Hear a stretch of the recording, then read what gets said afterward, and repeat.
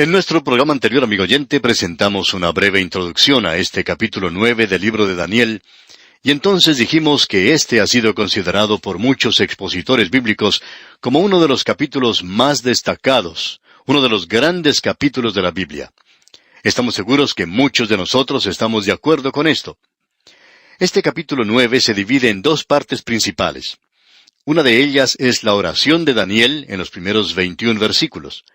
Luego tenemos la profecía de las 70 semanas en cuanto al pueblo de Daniel, y esto lo encontramos en los versículos 22 al 27. Esta es una de las profecías más importantes de las Escrituras. Y esta oración también es una oración a la cual debemos dedicar nuestra atención. Sin embargo, no vamos a entrar aquí en mayores detalles como haríamos si fuera otra cosa, porque aquí tenemos una oración y es una oración que necesita ser leída, y eso es lo que vamos a tratar de hacer hoy. Ahora, comenzando con los versículos 1 y 2, tenemos las circunstancias que rodean a esta oración de Daniel. Y en estos dos versículos leemos: En el año primero de Darío, hijo de Asuero, de la nación de los Medos, que vino a ser rey sobre el reino de los Caldeos, en el año primero de su reinado, yo, Daniel, miré atentamente en los libros el número de los años de que habló Jehová al profeta Jeremías, que habían de cumplirse las desolaciones de Jerusalén en 70 años. En primer lugar, creemos que más o menos podemos señalar esta oración en la historia. Se nos dice aquí que era el año primero de Darío. Él era de la nación de los Medos. Y tal vez podríamos hacer dos preguntas aquí. ¿Quién era Darío? ¿Y cuál era la fecha?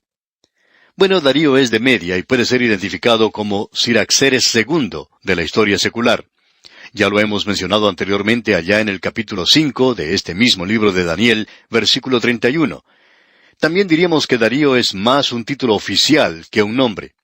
Es un título como el de rey, o soberano, o emperador. Ahora, ha habido alguna discrepancia en cuanto a la fecha exacta, y no estamos seguros que esto sea algo de importancia.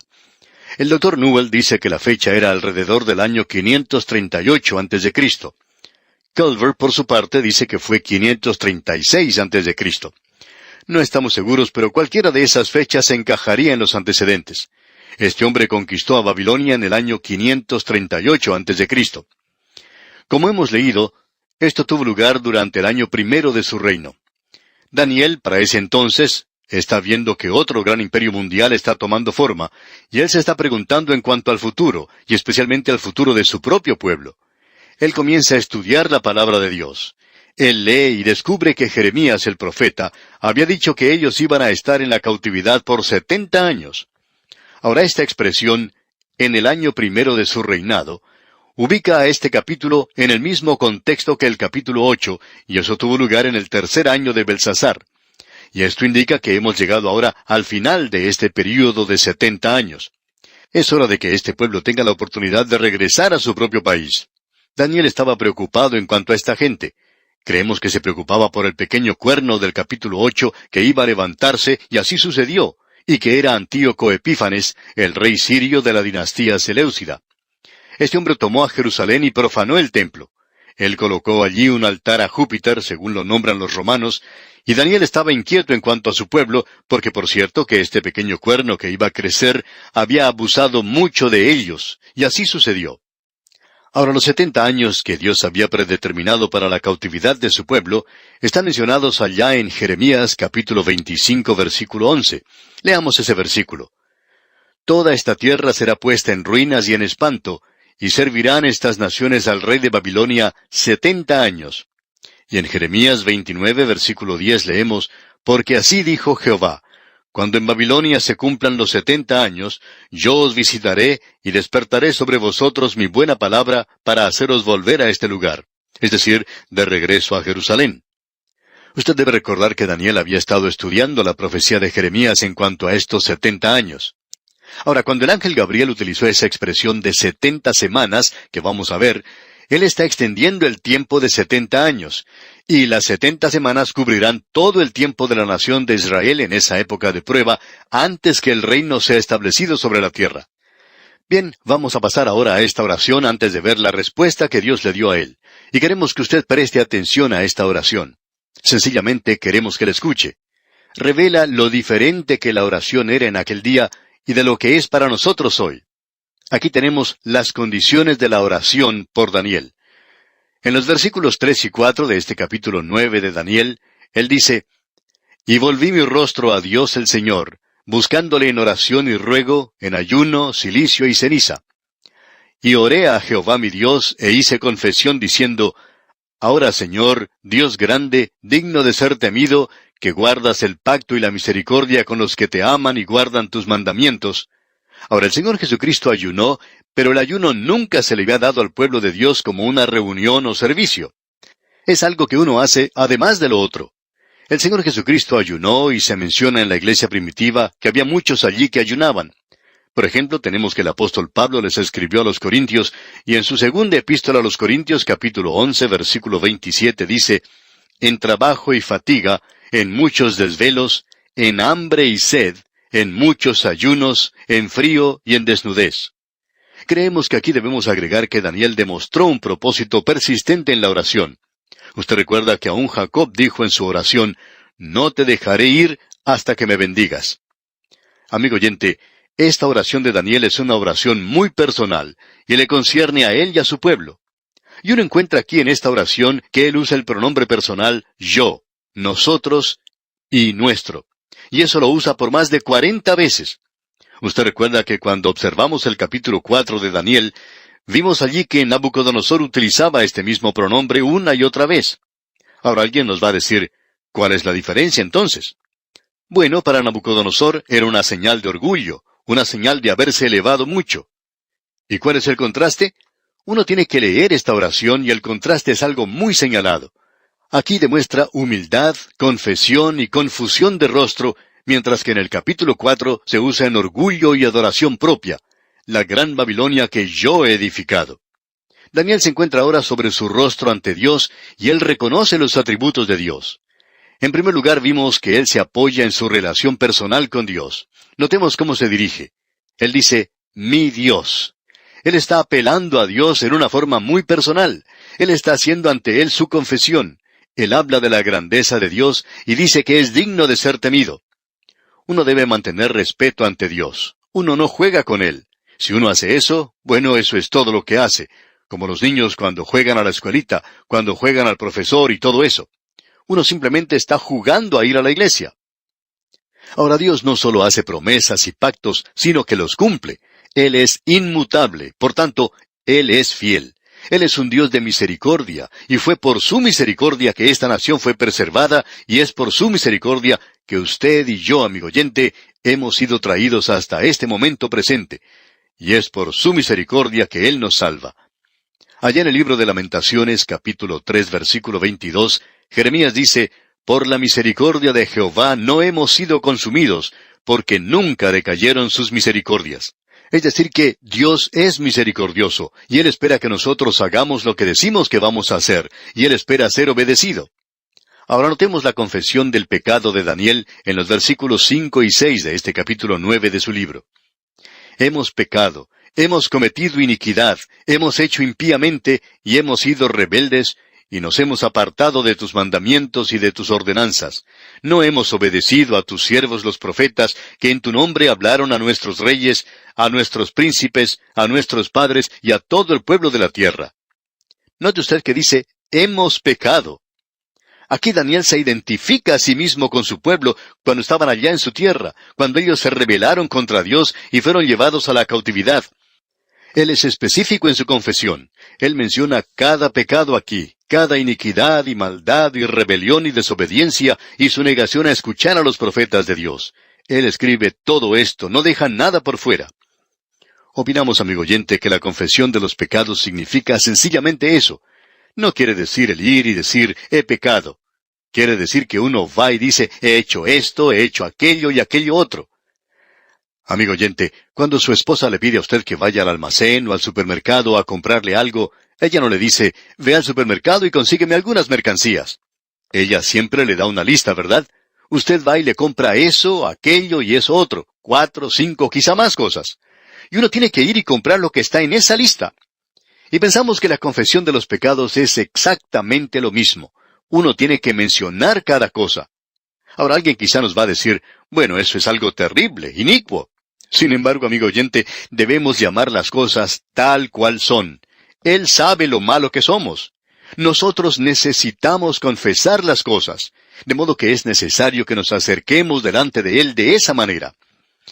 Vamos a ver ahora lo que dice el versículo 7 de este capítulo 9 de Daniel. Tuya es, Señor, la justicia, y nuestra la confusión de rostro, como en el día de hoy lleva todo hombre de Judá, los moradores de Jerusalén y todo Israel, los de cerca y los de lejos, en todas las tierras a donde los has echado a causa de su rebelión con que se rebelaron contra ti. Según la palabra de Dios, no había 10 tribus perdidas, porque aquí se nos menciona que algunas estaban cerca mientras que otras estaban lejos. Pero las que estaban lejos no estaban perdidas. Ellas estaban simplemente alejadas, y Él sabía dónde estaban. Y Él dice, en todas las tierras a donde los has echado a causa de su rebelión con que se rebelaron contra ti. Y continúa en el versículo 8 hasta el 14 diciendo, Oh Jehová, nuestra es la confusión de rostro, de nuestros reyes, de nuestros príncipes y de nuestros padres, porque contra ti pecamos. De Jehová nuestro Dios es el tener misericordia y el perdonar, aunque contra Él nos hemos rebelado, y no obedecimos a la voz de Jehová nuestro Dios, para andar en sus leyes que Él puso delante de nosotros por medio de sus siervos los profetas. Todo Israel traspasó tu ley, apartándose para no obedecer tu voz, por lo cual ha caído sobre nosotros la maldición y el juramento que está escrito en la ley de Moisés, siervo de Dios, porque contra Él pecamos, y Él ha cumplido la palabra que habló contra nosotros y contra nuestros jefes que nos gobernaron, trayendo sobre nosotros tan grande mal, pues nunca fue hecho debajo del cielo nada semejante a lo que se ha hecho contra Jerusalén. Conforme está escrito en la ley de Moisés, todo este mal vino sobre nosotros, y no hemos implorado el favor de Jehová nuestro Dios para convertirnos de nuestras maldades y entender tu verdad. Por tanto, Jehová veló sobre el mal, y lo trajo sobre nosotros, porque justo es Jehová nuestro Dios en todas sus obras que ha hecho, porque no obedecimos a su voz. Quisiéramos que ahora usted note el contraste que hay en esta oración, aunque no la vamos a analizar toda. En el versículo 15, Daniel contrasta la bondad de Dios con el pecado de Israel. Él contrasta su justicia con la confusión de rostros, lo cual es su vergüenza. Ellos habían sido esparcidos a causa de su rebelión contra Dios. Ellos merecían el castigo que habían recibido, y Dios estaba actuando justamente al enviarlos a la cautividad, ya que Dios tenía razón. Ellos estaban equivocados. Hay una clase de oración en la cual nosotros nos dirigimos a Dios y le decimos, Tú sabes, Señor, que yo soy débil, y tú sabes que yo estaba en tal y tal circunstancia. Amigo oyente, cuando uno comienza una oración de tal manera, le está echando la culpa a Dios. Usted le está diciendo a Dios que Él cometió una equivocación. Amigo oyente, usted le está diciendo a Dios que Él está equivocado, que Él tendría que haber considerado estas cosas, que Él fue muy duro con usted. Usted y yo, amigo oyente, estamos recibiendo lo que merecemos en realidad. Debemos creer eso. Usted recibe exactamente lo que merece, y necesitamos ir a Dios y confesarle a Él nuestro pecado. Algunos piensan que pueden decir o tratar de decir que Dios puede estar equivocado en lo que está diciendo. Pero, amigo oyente, Dios no se equivoca. Nosotros somos los que actuamos mal. Esa es la actitud apropiada que cada uno de nosotros debería tener cuando nos aproximamos a nuestro Dios en oración. Dios no nos va a olvidar completamente, pero por cierto que Él no va a actuar hasta cuando usted y yo lleguemos al lugar donde podamos clamar por la misericordia de Dios y no simplemente tratar de excusarnos ante Él. Ahora notemos lo que dicen los versículos 15 al 18 de este capítulo 9 de Daniel. Ahora pues, Señor Dios nuestro, que sacaste a tu pueblo de la tierra de Egipto con mano poderosa, y te hiciste renombre cual lo tienes hoy, hemos pecado, hemos hecho impíamente. Oh Señor, conforme a todos tus actos de justicia, apártese ahora tu ira y tu furor de sobre tu ciudad Jerusalén, tu santo monte, porque a causa de nuestros pecados y por la maldad de nuestros padres, Jerusalén y tu pueblo son el oprobio de todos en derredor nuestro. Ahora pues, Dios nuestro, oye la oración de tu siervo y sus ruegos, y haz que tu rostro resplandezca sobre tu santuario asolado, por amor del Señor. Inclina, oh Dios mío, tu oído, y oye, abre tus ojos, y mira nuestras desolaciones, y la ciudad sobre la cual es invocado tu nombre, porque no elevamos nuestros ruegos ante ti confiados en nuestras justicias, sino en tus muchas misericordias. Y luego él concluye diciendo aquí en el versículo 19, Oye, Señor, oh Señor, perdona, presta oído, Señor, y hazlo. No tardes por amor de ti mismo, Dios mío, porque tu nombre es invocado sobre tu ciudad y sobre tu pueblo. Esta es la petición y la súplica de Daniel. Él recuerda cómo Dios había guiado a Israel sacándolo de Egipto. Él lo hizo por su justicia y no la de ellos. Él encontró la explicación para la libertad de ellos en sí mismo y no en ellos. Leemos allá en Éxodo capítulo 2 versículos 24 y 25. Y oyó Dios el gemido de ellos, y se acordó de su pacto con Abraham, Isaac y Jacob. Y miró Dios a los hijos de Israel, y los reconoció Dios. Lo único que apeló a Dios fueron los gemidos de ellos. Y Dios había hecho un pacto, es decir, que Dios vio la miseria de ellos, y Él recordó su misericordia. Daniel está pidiendo a Dios que Él repita eso, librándolos a ellos a causa de su justicia, o sea, de la justicia de Dios. Dios es justo cuando Él extiende misericordia. Eso es lo que el apóstol Pablo dijo allá en su epístola a los Romanos capítulo 3 versículo 16. Dice, con la mira de manifestar en este tiempo su justicia, a fin de que Él sea el justo y el que justifica al que es de la fe de Jesús. Este es el momento culminante del ruego de Daniel. Él le pide a Dios que escuche, que conteste a causa de lo que Él es y de lo que ha prometido. Ya no hay nada bueno en Israel. Daniel no suplica porque él es Daniel, ya que Daniel se identifica a sí mismo con su pueblo y dice, hemos pecado. Daniel había pecado y eso hace de esta oración algo más destacado aún. El nombre de Dios se ha expuesto aquí y Daniel está preocupado con esto. Ahora, mientras Daniel estaba orando aquí, se le va a enviar a él una respuesta, y la respuesta ya estaba en camino. Ya veremos en nuestro próximo programa, Dios mediante, que el ángel Gabriel viene a traerle probablemente la profecía más maravillosa en cuanto a la nación de Israel. Eso lo veremos, Dios mediante, en nuestro próximo programa. Mientras tanto, les sugerimos leer los siguientes versículos de este capítulo 9 de Daniel para estar mejor informado de lo que diremos en nuestro próximo estudio. Es nuestra oración que el Señor le bendiga ricamente.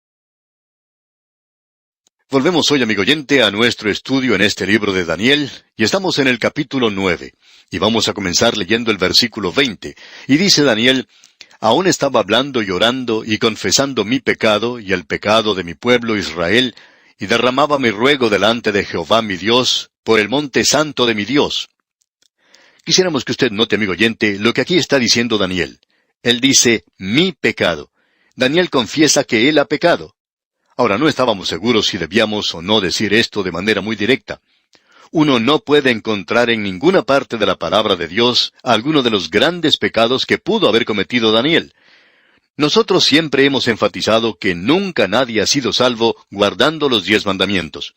Eso lo hemos repetido muchas veces en este programa, y también hemos hecho la sugerencia que si alguien sabe de alguna persona en el Antiguo Testamento que pudo ser salva al cumplir con los 10 mandamientos, pues que nos lo deje saber porque nosotros no la hemos encontrado.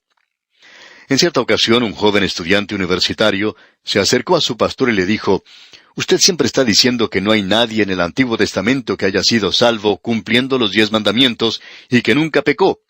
Bueno, yo puedo mencionarle uno. Esa persona es Daniel». «Bien», le dijo el pastor, «hablando honradamente debemos decir que no se puede encontrar en ninguna parte donde Daniel haya pecado». ¿Qué fue lo que él hizo? No tenemos ninguna clase de información en cuanto a esto, pero le dijo el pastor a este joven, Daniel desafortunadamente mencionó eso en una oración, y que en esa oración él nos dice que estaba confesando mi pecado. Nosotros no sabemos cuál fue ese pecado, pero Daniel lo sabía, y Dios también lo sabía. Así es que, si Daniel no pecó, y él dijo que había cometido pecado cuando no lo había hecho, entonces cometió un pecado cuando dijo que él lo había cometido. Así es que Daniel cometió pecado de cualquier forma que uno lo analice. Aquí tenemos pues que Daniel es un pecador. Nadie fue salvo por cumplir con los 10 mandamientos. Daniel está confiando junto con su pueblo en la misericordia de Dios. Y él dice aquí, y confesando mi pecado y el pecado de mi pueblo Israel, y derramaba mi ruego delante de Jehová mi Dios por el monte santo de mi Dios. Y eso sería Jerusalén. Ahora, continuando aquí con el versículo 21, dice, aún estaba hablando en oración, cuando el varón Gabriel, a quien había visto en la visión al principio, volando con presteza, vino a mí como a la hora del sacrificio de la tarde. Antes de seguir adelante, quisiéramos volver a este asunto de lo que dijo Daniel. Quizá haya algunos que se estén preguntando aún, bueno, ¿y qué pecado cometió Daniel? Amigo oyente, no creemos que sea asunto suyo o asunto mío, porque no se menciona. Él es un pecador y él lo dice y eso basta. Ahora él está orando en cuanto a ese monte santo, el cual es Jerusalén, y el reino de Dios va a estar allí. Uno puede ver esto allá en Isaías capítulo 2, versículos 1 y 2. Ese varón Gabriel es un ángel, y él evidentemente apareció en forma humana. Se menciona que él apareció a la hora de efectuarse el sacrificio de la tarde, el sacrificio en Jerusalén. Esa es la hora estándar en Jerusalén, pudiéramos decir, lo cual es aproximadamente las 3 de la tarde. Ahora él le da a Daniel esta profecía. Comencemos leyendo los versículos 22 y 23 de este capítulo 9 de Daniel. Y me hizo entender y habló conmigo diciendo, Daniel, ahora he salido para darte sabiduría y entendimiento. Al principio de tus ruegos fue dada la orden, y yo he venido para enseñártela, porque tú eres muy amado. Entiende, pues, la orden, y entiende la visión. Daniel recibe una respuesta inmediata a su oración. Y uno puede darse cuenta aquí cuánto tiempo se demora Dios en contestar una oración. En cierta ocasión el doctor Gaebelein dijo que él se demoraba unos 3 minutos para leer esta oración en el idioma hebreo, y que para cuando Daniel terminó diciendo esta oración, el ángel Gabriel ya estaba allí. Ahora eso nos indica que él se demoró unos 3 minutos para viajar desde el cielo hasta la tierra. Hay algo interesante de notar aquí. Daniel tenía sus ojos cerrados, y él no los abrió hasta que terminó su oración. No los abrió hasta que él dijo amén. Y quizá el ángel Gabriel habría estado ya parado allí, primero sobre un pie y luego sobre el otro por 2 minutos, esperándole a que él concluyera esta oración. Así es que puede ser nada más que 1 minuto que se demoró en su viaje. Pero nosotros no sabemos nada en cuanto a esto en realidad. Ahora aquí se nos dice que Daniel era muy amado en el cielo. Esto es algo maravilloso. Y pensamos, amigo oyente, que usted y yo hoy nos encontramos en Cristo, somos aceptados en el amado. Nosotros también somos muy amados en el cielo gracias a Cristo. Ahora, prosiguiendo con el versículo 24 en este capítulo 9 de Daniel, leemos, 70 semanas están determinadas sobre tu pueblo y sobre tu santa ciudad para terminar la prevaricación y poner fin al pecado y expiar la iniquidad, para traer la justicia perdurable y sellar la visión y la profecía y ungir al santo de los santos. Ahora aquí se mencionan 70 semanas. Esto no indica semanas de 7 días, ni tampoco indica semanas de 7 años o cualquier otro período de tiempo. La palabra hebrea para 70 es heptatz, y eso indica una unidad de medida. Por ejemplo, es como la palabra docena que utilizamos hoy. Un hombre puede decir, bueno, yo me comí media docena en el desayuno esta mañana. Bueno, ¿media docena de qué? Pueden ser huevos, pueden ser bananos, o cualquier otra cosa. Puede ser casi cualquier cosa. Pero esto es porque aquí tenemos simplemente una unidad de medida. Las semanas aquí pueden ser unidad de días o de años. Creemos que el contexto determinará cómo debe usarse. Las cosas que se mencionan aquí no pueden haberse realizado en 7 semanas o 70 semanas, y sabemos que no fueron logradas en ese periodo de tiempo. Pero los 70 años de cautividad fueron un castigo específico por haber violado 70 años sabáticos, por un total de 490 años. Y creemos que lo que Dios le está diciendo a Daniel es esto. Daniel, ya se han cumplido los 70 años y ha concluido la cautividad. Ellos regresarán. Pero antes de que todo llegue a ser consumado y venga el reino, habrá 490 años más que tienen que ver con tu gente. Esa es la manera en que Dios lo dijo a Jeremías. Ellos debían ir a la cautividad por 70 años a causa de los 490 años que habían perdido, y eso lo encontramos allá en el segundo libro de Crónicas, capítulo 36, versículo 21. Allí dice, para que se cumpliese la palabra de Jehová por boca de Jeremías, hasta que la tierra hubo gozado de reposo, porque todo el tiempo de su asolamiento reposó hasta que los 70 años fueron cumplidos. Ahora Daniel estaba intrigado en cuanto a cómo el fin de los 70 años de cautividad entrarían o encajarían dentro de ese largo período de dominación mundial por parte de los gentiles, como se le había indicado claramente a él en la visión de los capítulos 7 y 8.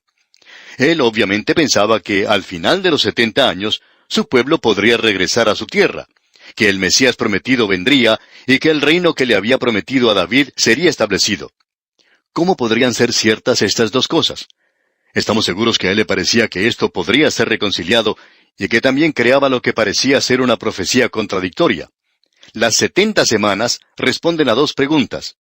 El reino de Israel no vendrá inmediatamente, y las 70 semanas deben cumplir su curso. Estas 70 semanas encajan en los tiempos de los gentiles y ambas se desarrollan al mismo tiempo. Están divididas para que entren en los tiempos de los gentiles. Cuando se dice que se ha determinado 70 semanas, usted realmente indica una separación. 70 semanas tienen que ser contadas o separadas en ese período de tiempo de los gentiles. Eso es exactamente lo que se indica aquí. Vemos aquí que dice, 70 semanas están determinadas sobre tu pueblo y sobre tu santa ciudad. Hay ciertas cosas que deben suceder en ese período de 70 semanas o de 490 años. Hay 6 cosas que deben ser cumplidas. No podrían haber sido cumplidas en 490 días, y esa es la razón por la cual aceptamos este período de años, porque eso sí entra, sí encaja bien en la profecía. La mayor parte de esto ya ha sido cumplido. 489 de esas semanas ya han pasado, y aún falta una semana por cumplirse, y esto entra muy bien en la profecía. Ahora, hay 6 cosas, dijimos, que deben ser cumplidas. La primera de ellas es que debe terminar la prevaricación. Se refiere a la prevaricación de Israel. La cruz proveyó la redención por el pecado de la nación, pero no todos ellos lo aceptaron. En el día de hoy, la palabra ha sido esparcida hasta los confines de la tierra. Hay redención para la humanidad. Pero en esa última semana se nos dice que Dios dice en Zacarías capítulo 2 versículo 10, «Y derramaré sobre la casa de David y sobre los moradores de Jerusalén espíritu de gracia y de oración». Y luego dice en el capítulo 13 de Zacarías versículo 1, «En aquel tiempo habrá un manantial abierto para la casa de David y para los habitantes de Jerusalén, para la purificación del pecado y de la inmundicia». Eso aún no ha sido abierto, y ellos no se han vuelto a eso aún. Todo lo que uno tiene que hacer es mirar a esa tierra y darse cuenta de eso. Ahora, la segunda cosa que se menciona es poner fin al pecado. Y eso significa que sus pecados nacionales llegarán a un fin en la segunda venida de Cristo. Ellos son igual a cualquier otro pueblo y nación, y ellos van a ser pecadores tanto individualmente como en forma de nación. Y ellos han cometido muchas equivocaciones como nación. Lo mismo hemos hecho todos nosotros, por supuesto. Uno no puede echarle a ellos la culpa por eso. Bueno, Dios pondrá fin a eso. Ahora, la tercera cosa que se menciona es expiar la iniquidad, es decir, que Dios proveerá en ese período de 70 semanas una redención, y esa es la muerte y resurrección de Cristo. La cuarta cosa es para traer la justicia perdurable, y eso indica el regreso de Cristo al final de los 490 años para establecer su reino. Y en quinto lugar tenemos sellar la visión y la profecía, y eso nos indica que todo se ha cumplido, y eso vindicará esta profecía como también todas las demás. Finalmente dice, y ungir al Santo de los Santos. Eso tiene referencia al lugar santísimo en el templo milenario del cual habló Ezequiel en el capítulo 41, así como también en el capítulo 46 de su libro. Bien, eso nos presenta el comienzo. Sigamos adelante, leamos ahora los versículos 25 hasta el 27 de este capítulo 9 de Daniel. Sabe pues y entiende que desde la salida de la orden para restaurar y edificar a Jerusalén hasta el Mesías príncipe habrá 7 semanas y 62 semanas. Se volverá a edificar la plaza y el muro en tiempos angustiosos. Y después de las 62 semanas se quitará la vida al Mesías, mas no por sí, y el pueblo de un príncipe que ha de venir destruirá la ciudad y el santuario, y su fin será con inundación, y hasta el fin de la guerra durarán las devastaciones. Y por otra semana confirmará el pacto con muchos. A la mitad de la semana hará cesar el sacrificio y la ofrenda. Después, con la muchedumbre de las abominaciones, vendrá el desolador, hasta que venga la consumación, y lo que está determinado se derrame sobre el desolador. Bien, amigo oyente, ya estamos listos para sus cuentas. Aquí vamos a comenzar ahora los 490 años. En el año 20 de Artajerjes salió un decreto para Nehemías para que él reedificara la ciudad. Eso fue en el año 445 antes de Cristo. Ahora ese tiempo está dividido en 3 períodos. Las primeras 7 semanas de 49 años. Eso nos lleva al fin del Antiguo Testamento, al año 397 antes de Cristo. La ciudad fue reedificada entonces. De allí en adelante tenemos 434 años, o 62 semanas, y eso nos lleva al momento en que la vida se le quitará al Mesías, y luego la ciudad será destruida, y todo eso parecerá como si llegara a un fin. Las 62 semanas de 434 años nos lleva hasta el Mesías. Lo interesante de todo esto es que después de la semana 69, se le quitará la vida al Mesías, y así sucedió. Fue crucificado y rechazado. Luego tuvo lugar la destrucción de Jerusalén, lo cual ocurrió en el año 70 después de Cristo. Y luego tenemos la semana final, la última semana, la semana número 70. Y esa semana aún no ha tenido lugar. Debía haber un período después de la semana 69, y es durante ese período que Dios ha estado llamando a un pueblo para su nombre. Este es el tiempo de los gentiles, la edad de la gracia. La edad de la gracia era algo desconocido para Daniel. Él no lo mencionó. ¿Por qué debería hacerlo? Luego, él dice que un príncipe vendrá. Este será un príncipe romano, porque sería aquel que le quitaría la vida al Mesías, y él es ese pequeño cuerno que vio Daniel. Es la bestia que tenemos allá en el capítulo 13 de Apocalipsis. Es decir que, después de que la iglesia es quitada de la tierra, entonces comenzará la semana número 70 de Daniel. Y eso está dividido, como ya hemos visto en Daniel y en Apocalipsis, en dos períodos. En el primer período, este anticristo llega al poder, y en el último período, debemos decir, es el período de la gran tribulación, y eso llega a su fin con el Señor Jesucristo, cuando Él viene a la tierra a establecer su reino sobre ella. Esto hace de esta una de las profecías más descollantes. Así es que, amigo oyente, usted en el cuadro que ha hecho, tiene que en 7 semanas se edifica a Jerusalén. Este es un resumen que estamos haciendo. Luego tenemos 62 semanas. Eso lo lleva a usted al tiempo cuando el Señor Jesucristo fue a Jerusalén en esa entrada triunfal. Luego a Él se le quitó la vida y fue crucificado, fue rechazado. Jerusalén fue destruida. Luego pasa un período de tiempo, ya han pasado unos 2000 años, y la 70ª semana de Daniel, o sea, la semana número 70, esa gran tribulación, como la llamó el Señor Jesucristo, aún no ha tenido lugar. Y al final de eso, Cristo entonces viene a establecer su reino.